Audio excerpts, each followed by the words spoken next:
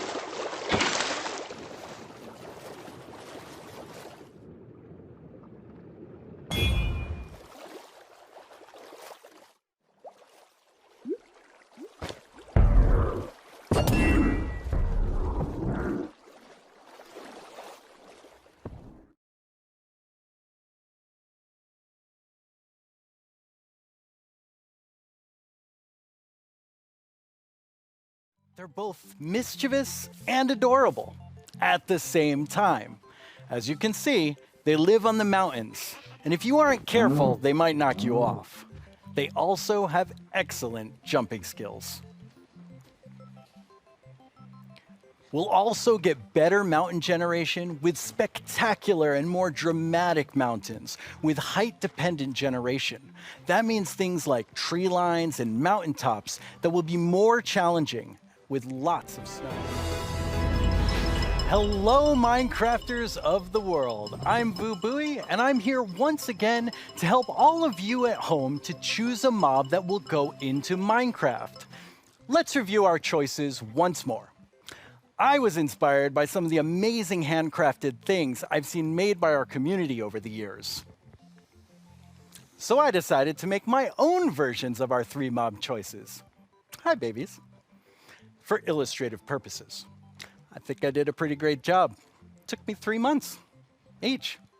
Anyway, all the way from Minecraft Dungeons, we have the Iceologer. They make clouds of ice that smash down on whomever they are attacking.